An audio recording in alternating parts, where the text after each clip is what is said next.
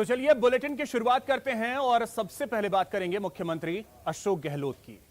मुख्यमंत्री अशोक गहलोत प्रदेशवासियों के दिलों में क्यों राज करते हैं, चलिए वो आपको दिखाते हैं। सीएम गहलोत का सीधा संवाद, युवाओं से मुलाकात, जाना हाल, दिल तक पहुंची मुख्यमंत्री की बात। सीएम अशोक गहलोत सिर्फ राजनीति के जादूगर नहीं, बल्कि लोगों के दिलों में राज करने का हुनर भी उन्हें बखूबी आता है। जब जब मौका मिलता है वो सीधे लोगों के बीच पहुंच जाते हैं। युवा हो, महिलाएं हो या बुजुर्ग, वो दिल की बात दिल से सुनते हैं।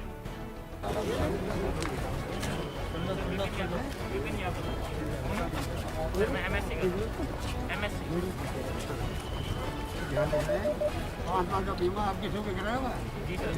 बोलो, क्यों नहीं कराया तूने? 5 लाख का बीमा आपके परिवार के फ्री। 5 लाख का बीमा पैसे वाले तो 8,500 उसके बाद में प्राइवेट में जाओगे तो सरकार में जाओगे।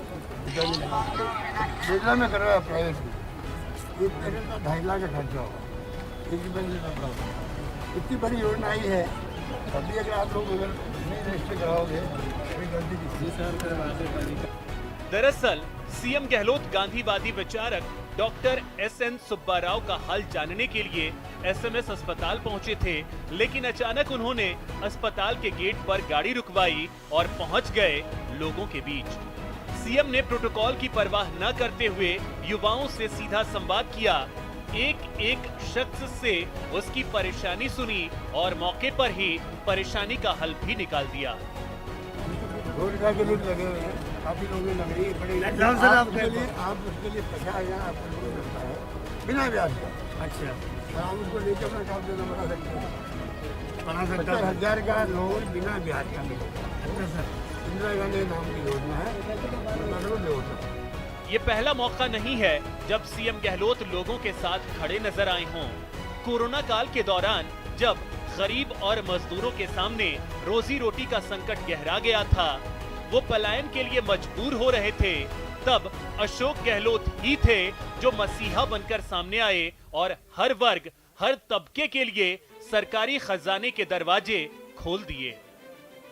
न्यूज़ 18 के लिए जयपुर से दिनेश शर्मा की रिपोर्ट।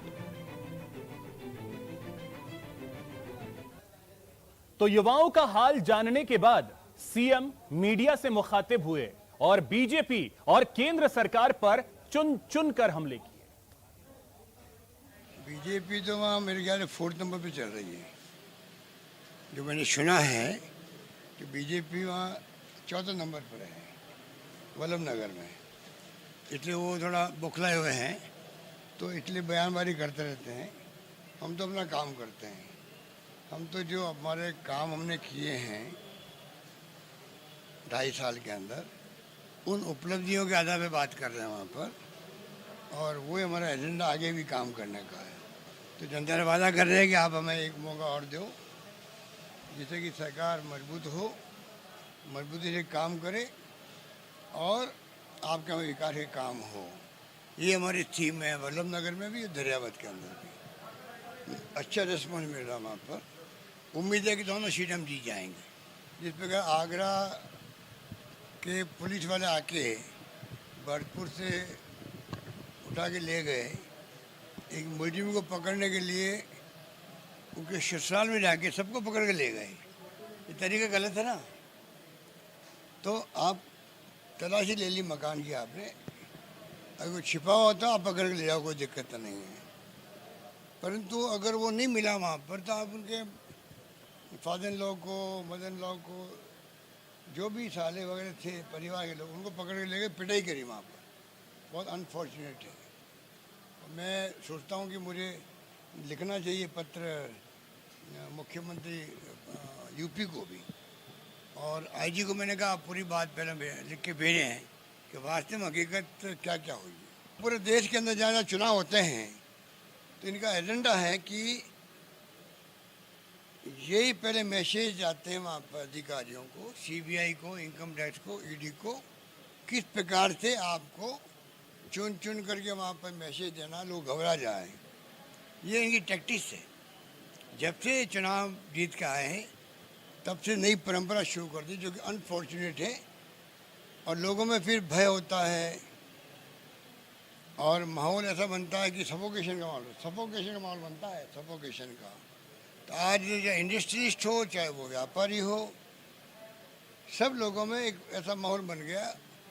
मोदी जी को चाहिए इस माहौल को दूर करे, वरना टाइम आएगा लोग इनको सबक सिखाएंगे, इनको मालूम ही नहीं पड़ेगा।